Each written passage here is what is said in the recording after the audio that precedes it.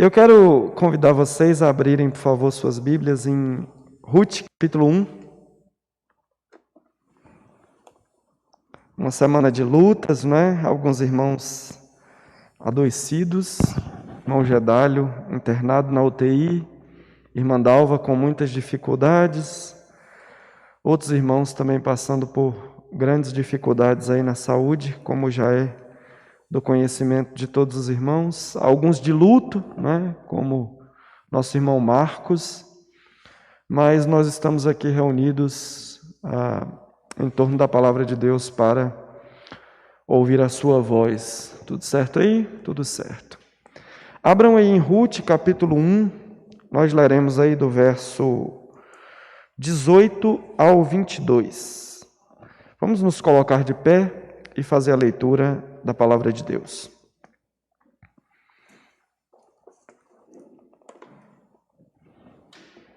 Ruth, capítulo 1, verso 18 a 22.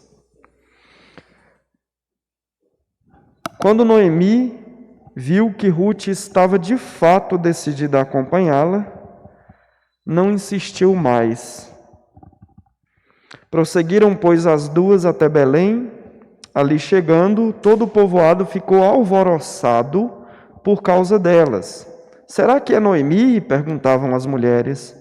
Mas ela respondeu: Não me chamem de Noemi, melhor que me chamem de Mara, pois o Todo-Poderoso tornou a minha vida muito amarga.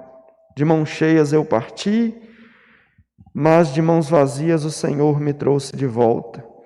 Por que me chamam Noemi?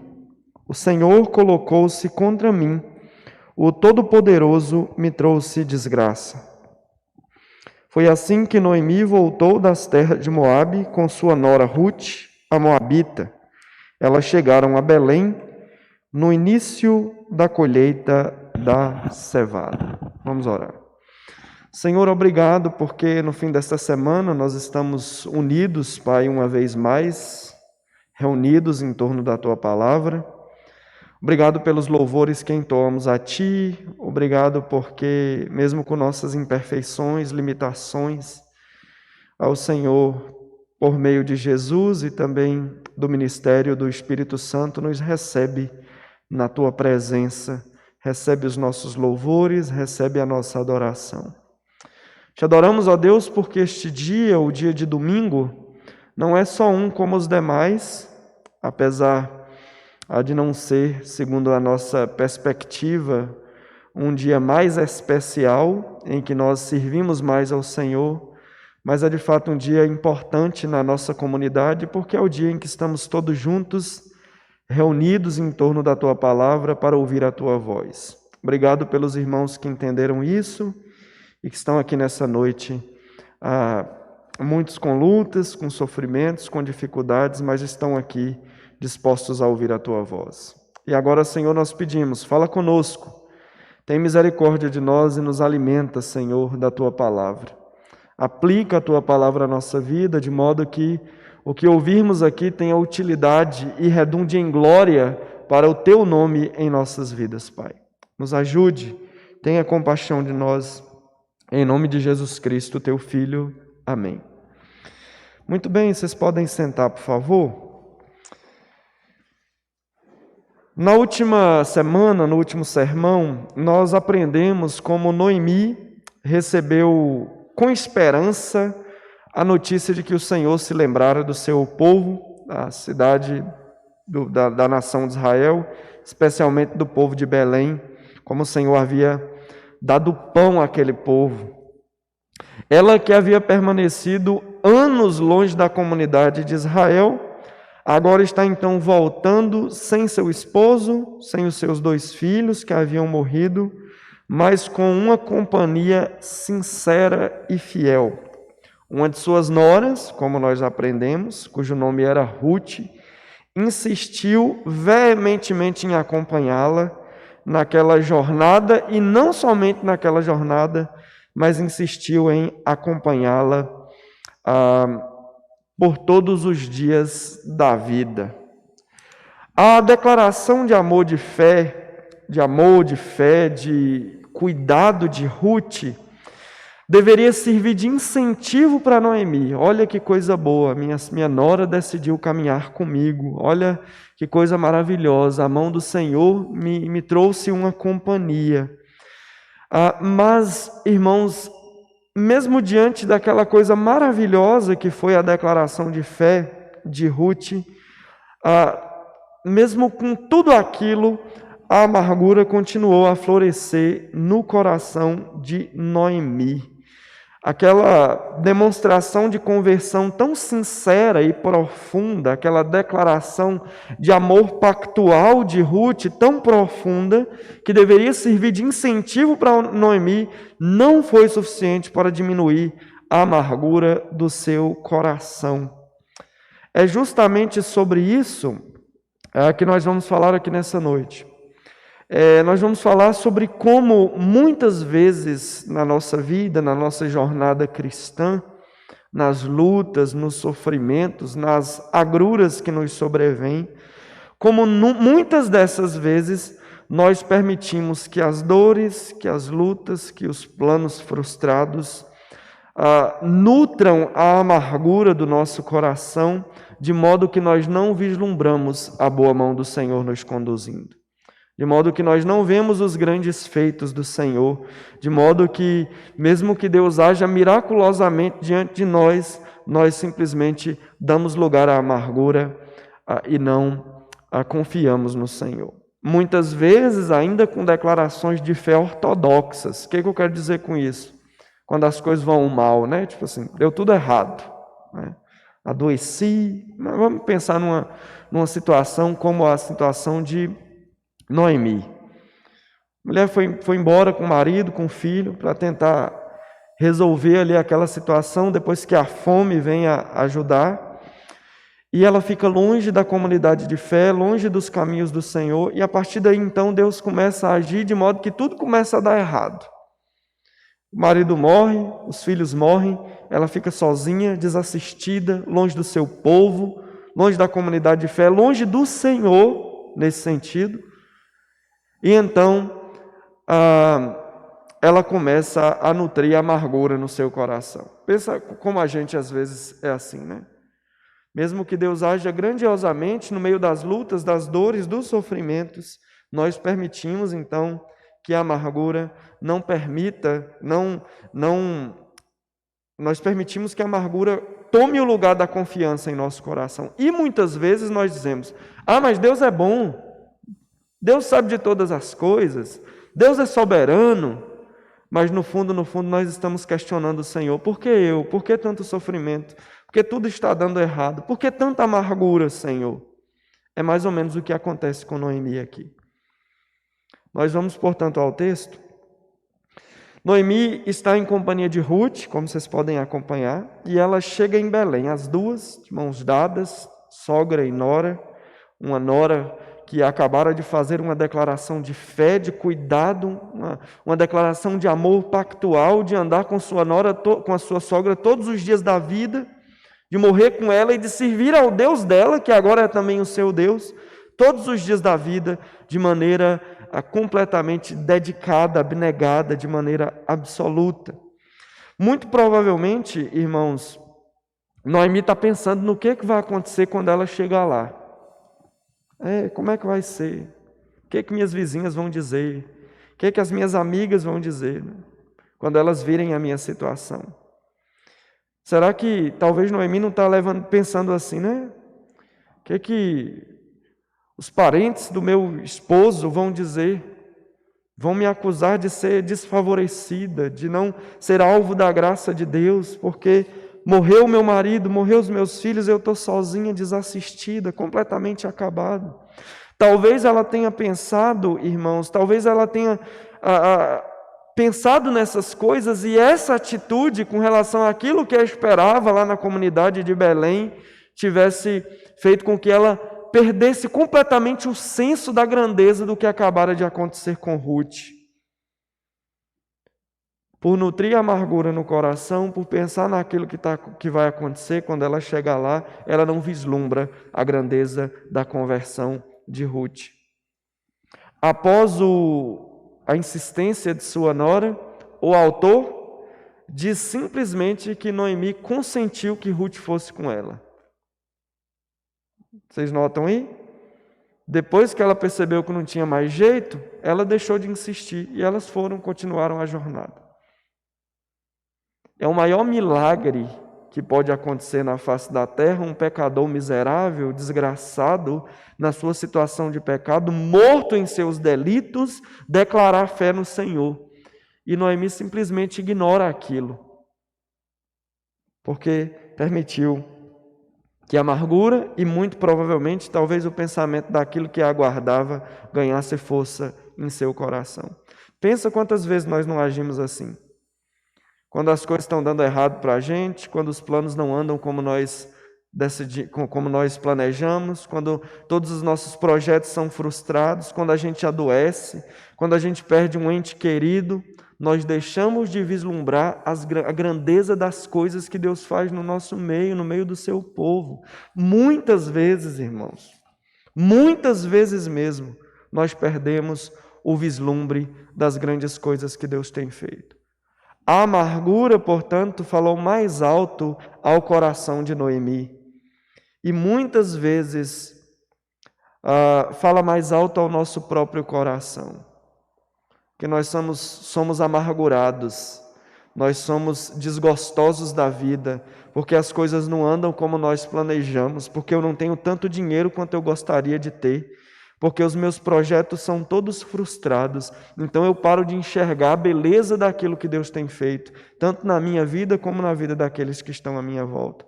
Nós deixamos de reconhecer as grandiosas obras de Deus, deixamos de louvá-lo, de adorá-lo, de reconhecer o seu poder, a sua graça, as coisas que Deus tem feito na vida da igreja, por causa de amargura em nossos corações. Mas o coral está muito bom, mas é só um coral. Mas a equipe de música está se desenvolvendo. Mas os diáconos estão fazendo um trabalho. Mas é assim mesmo. Nós perdemos o vislumbre das grandes coisas que Deus faz no nosso meio, porque nós nutrimos amargura em nosso coração e preferimos olhar para as coisas que estão dando errado em nossas vidas, ao invés de reconhecer a grandeza, a majestade, o poder e também a compaixão de Deus para conosco, mesmo nas situações de dificuldade. Isso acontece, irmãos, porque, eu reitero, muitas vezes nós somos pessoas amarguradas, que ao invés de nutrirmos esperança, confiança em nosso coração, confiança no cuidado de Deus, na proteção dEle, na garantia de que Ele dá, de que está conosco, mesmo nas mais difíceis lutas da vida, nós preferimos nutrir amargura. Nós preferimos ficar carrancudos, de cara fechada, olhando para o nosso sofrimento, para a nossa luta, ao invés de vislumbrarmos a majestade do nosso Deus. Quando Ruth e Noemi, então, chegam a Belém, pessoal, cidade toda, principalmente as mulheres, o texto enfatiza isso, não só pelo termo mulheres aí, mas realmente há uma ênfase aí de que as mulheres da cidade começaram a se alvoroçar. Imaginem aí o tititi. Vocês bem sabem, né, como naturalmente, parece, eu não sei se tem uma coisa sociológica, mas como naturalmente, às vezes, as mulheres gostam muito de conversar, né? E eu não pretendo ser misógino aqui, que tem homem que tem a língua maior que o corpo, né? Também. Mas imagina aqui o que está acontecendo, imagina o tititi. As mulheres, olha, será que é Noemi mesmo? Mas cadê o marido dela? Onde é que estão os filhos? Vocês repararam como ela está acabada, como ela está feia? Vocês repararam como ela está desarrumada? Será o que aconteceu? Será que é realmente Noemi? Eu quero então abrir esse parênteses aqui novamente, irmãos. Quantas vezes nós agimos da mesma forma para com aqueles que, às vezes arrependidos, clamando a Deus por misericórdia, por compaixão, tentam retornar à comunidade de fé? Você viu fulano o que fez? Fulano como é que está andando?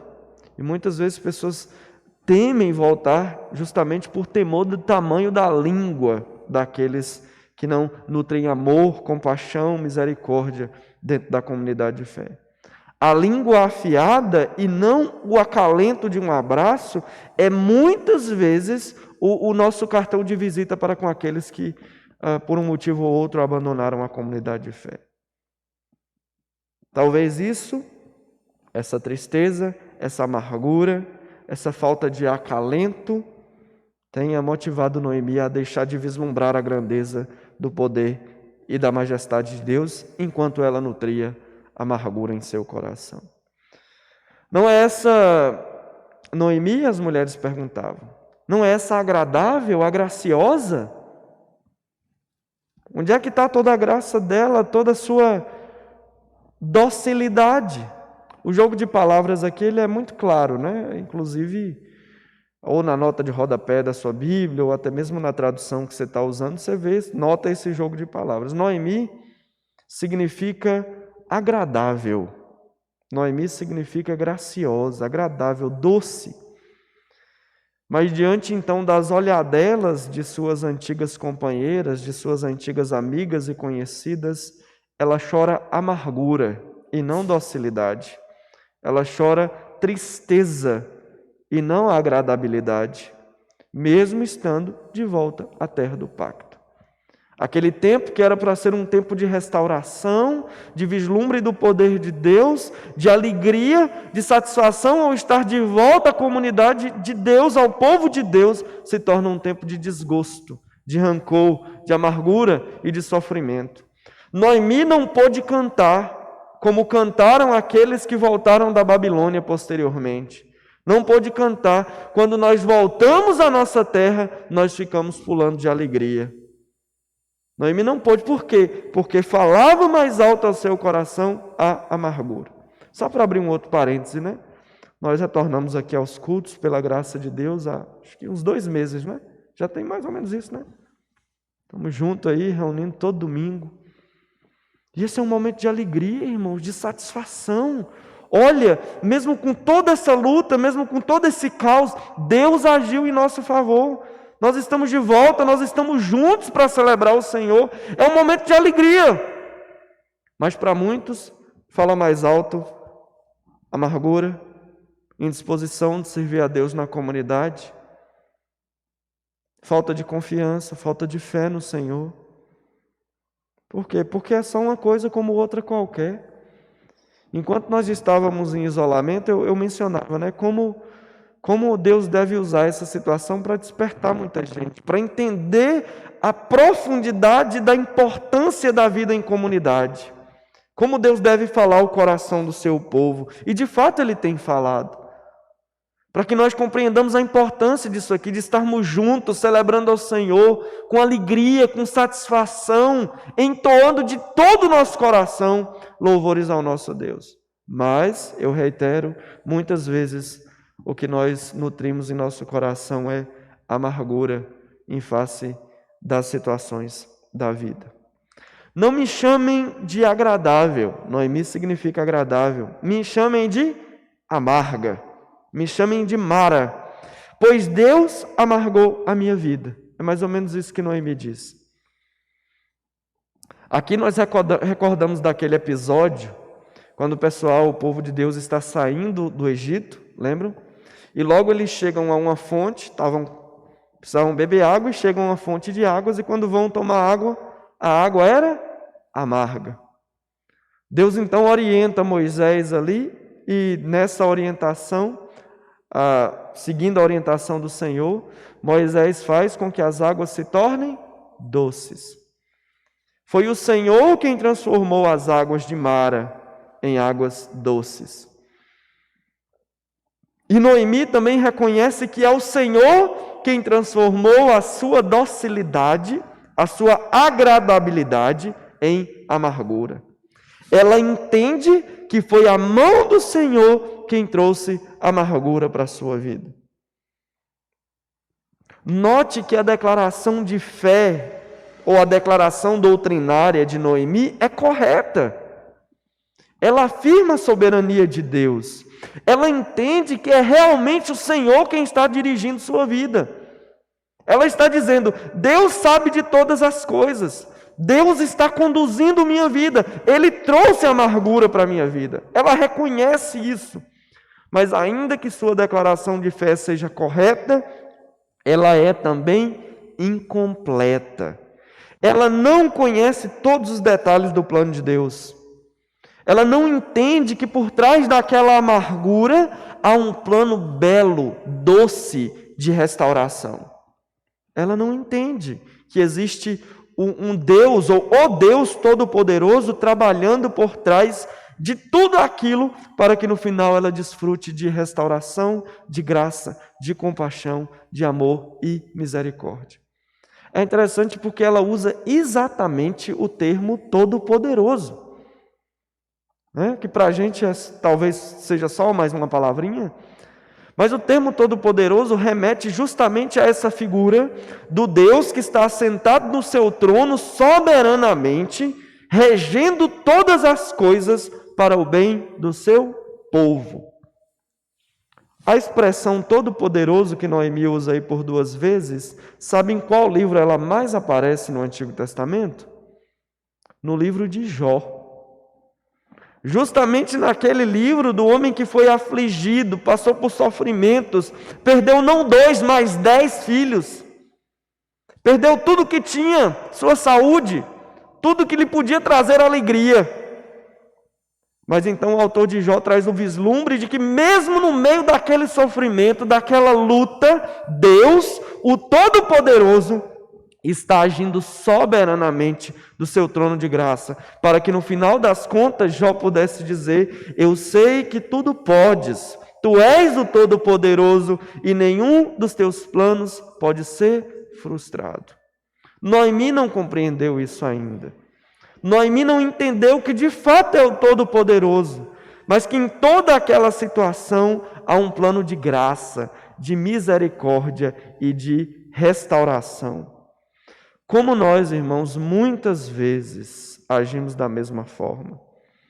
Quando tudo dá errado, quando nós perdemos um emprego, quando a nossa saúde vai embora, quando um parente ou um amigo querido morre, quando tudo vai de mal a pior, nós até dizemos: o Senhor sabe de tudo, Deus é soberano, mas no fundo nós estamos angustiados, amargurados, questionando o porquê de Deus agir daquela forma. Nós sabemos que Ele agiu, mas nós questionamos por que Ele está fazendo aquilo. E ao invés de vislumbrarmos a sua mão de graça, de compaixão e o seu plano redentor de misericórdia, nós simplesmente nutrimos amargura em nossos corações.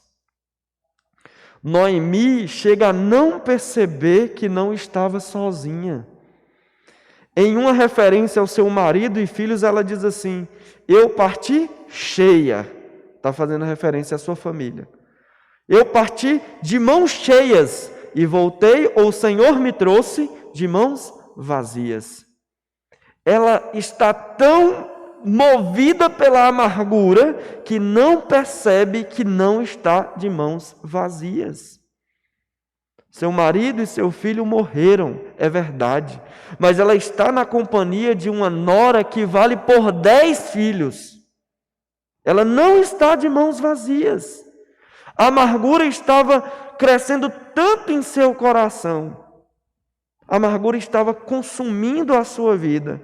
E ainda que a sua declaração doutrinária sobre a soberania de Deus estivesse correta, ela não havia percebido que o Deus de amor para o qual estava voltando naquele momento, estava cuidando dela mesmo no meio daqueles sofrimentos. Ela sabe que Deus é soberano, mas ela não entende que é naquele sofrimento, naquela luta, naquelas angústias, que o Deus de amor e de graça está trabalhando para cumprir os seus propósitos na vida dela. Mesmo que a sua declaração de fé estivesse pautada na Escritura. Ela entendia que Deus estava no controle, mas não havia compreendido que Ele age em todas as coisas para o bem daqueles que o amam. Ela então encerra sua canção, sua poesia de lamento, com a afirmação dobrada, um paralelismo aí. Deus está contra mim, Deus me trouxe desgraça. A afirmação está correta porque Deus é soberano, é Ele quem está agindo em todas as coisas. mas ela não consegue vislumbrar amor, ela não consegue vislumbrar a graça, a compaixão de Deus ao nos conduzir em sofrimentos nessa vida para nos amadurecer e cumprir em nós os seus planos.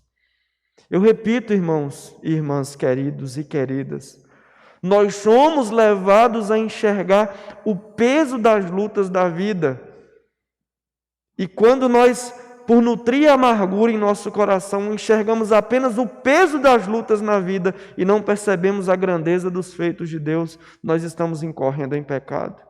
Mesmo que não consigamos extrair coisas boas das agruras pelas quais passamos, nós devemos nos lembrar que a mão do Todo-Poderoso é bondosa, graciosa e que Ele está agindo em todas as coisas para cumprir em nós os seus propósitos.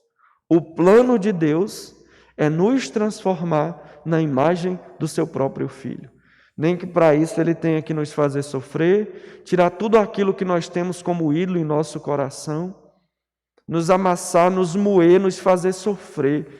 Por trás de tudo, Deus está agindo com graça. Ele está agindo com compaixão, para que nós cheguemos ao propósito que Ele estabeleceu para nós. Nós precisamos entender essa realidade. Nós precisamos entender essas verdades aqui. Nós não devemos apenas fazer declarações ortodoxas de fé. Deus sabe, Deus é soberano, Deus é bom, Deus é amor. Mas nós devemos entender que há sempre um plano bom. E essa compreensão deve nos motivar a servir a Deus com dedicação, com empenho, sabendo que mesmo nas lutas, a sua boa mão, a sua misericórdia está nos conduzindo. Mesmo nas lutas, é o Deus de toda a graça, o Deus de todo o amor, quem está conduzindo nossa história para a consecução dos seus planos.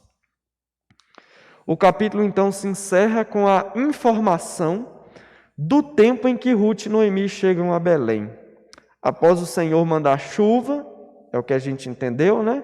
Não caiu o pão do céu, mas Deus mandou chuva, de maneira natural a chuva veio, e a terra floresceu. E Deus, então, trouxe pão para o seu povo. Então, nesse tempo, elas estão de volta à terra do pacto, justamente no início da colheita da cevada. É a primeira safra do ano. É bem no iniciozinho.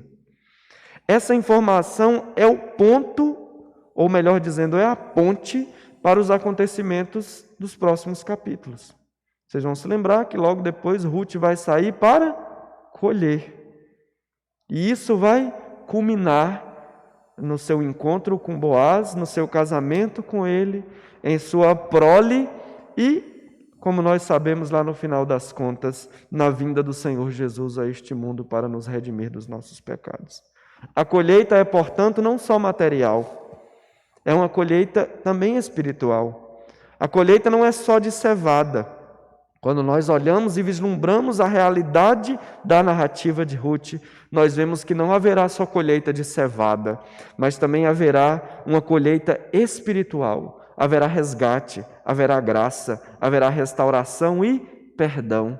A amargurada Noemi entenderá os propósitos de Deus nas lutas e nos sofrimentos pelos quais ela passou. Eu quero encerrar aqui então a minha fala com duas implicações. O que é que nós podemos subtrair aqui desse texto? Número 1. Nós, irmãos, nós não devemos permitir que a amargura cresça em nosso coração, pois se nós deixarmos que isso aconteça, nós não iremos conseguir vislumbrar as grandes coisas que Deus tem feito no nosso meio. A gente só vai ver o que não presta. Ou como eu estou sofrendo, ou como está difícil, ou quanta luta, ou quanto sofrimento. A gente só vê desgraça. O que deve nutrir a nossa vida é o sentimento e a disposição de confiança, de fé em Deus, de esperança, de saber que Ele está conduzindo cada mínimo detalhe da nossa vida. E quando isso então acontece, nós podemos nos regozijar em Deus, como nós cantamos agora há pouco. Aí a gente vai ver que não é só desgraça, que não é só sofrimento, que não é só amargura, mas que há realmente um Deus bom, o Deus de graça, de compaixão, conduzindo nossa história para a consecução dos nossos planos. Nós devemos entender isso. Não devemos permitir que a amargura nos impeça em nossa comunhão com Deus e com seu povo. Nós não devemos impedir que a amargura nos impeça de contemplar a grandeza do nosso Deus. A gente até cantou isso tudo agora há pouco. Regozija em Deus que erros não faz. Está tudo dando errado, mas está certo. Porque Deus está conduzindo. Porque Ele é o soberano. Então nós caminhamos para a segunda implicação, que é o fato de que nós gostamos muito dessa doutrina, né? Soberania de Deus. A gente gosta muito de falar de soberania de Deus. Deus sabe, Deus está dirigindo, Deus é soberano, mas muitas vezes nós só o fazemos da boca para fora. Lá no fundo nós estamos nutrindo mágoa, rancor, questionando a Deus. Por que eu, Senhor? Por que sofrimento? Por que luta? Por que dificuldade? Nós devemos entender, irmãos, que a doutrina da soberania de Deus não é uma doutrina seca, desprovida de amor. O Deus soberano que dirige todas as coisas é também o Deus de toda a graça, o Deus de todo o amor, o Deus compassivo que está dirigindo a nossa vida no meio das duras lutas que enfrentamos para que nós sejamos transformados à imagem de seu próprio Filho. E é por isso que quando nós falamos Deus é soberano, nós não falamos só da boca para fora, nós falamos com alegria. Nós nos deleitamos na grandeza da soberania de Deus. Nós pulamos de alegria ao saber que mesmo que estejamos sofrendo agora, desprovido de uma série de coisas, como por exemplo Noemi estava, Deus está no controle absoluto, dirigindo todas as coisas para cumprir em nós os seus desígnios. Que Deus nos ajude e que aplique aqui a sua palavra aos nossos corações. Vamos orar. Senhor, obrigado por esse tempo com os irmãos e irmãs queridos aqui. Obrigado por falar-nos ao coração. Obrigado por nos alimentar, Pai. Tenha compaixão de nós para que as verdades sobre as quais ouvimos tenham utilidade na nossa vida e saibamos, por meio do Teu Espírito Santo, ó Pai, aplicá-las no tempo oportuno. Ajuda-nos a meditar nessas verdades, a arrancar, ó Deus, por Tua graça e compaixão, todo sentimento de amargura em nossas vidas. E que possamos vislumbrar a grandeza do Senhor, as grandes obras do Senhor, tudo que Tu tens feito em nosso meio e em nós até individualmente, Pai. Ajuda-nos a vislumbrar o Teu poder, a Tua majestade, a Tua boa mão. Mas ajuda-nos também a entender que mesmo que estejamos sofrendo e passando por lutas e dificuldades, Tu não perdeste o Teu trono. O Senhor continua assentado num alto e sublime trono, reinando, regendo, governando todas as coisas para cumprir os Teus propósitos soberanos, Pai.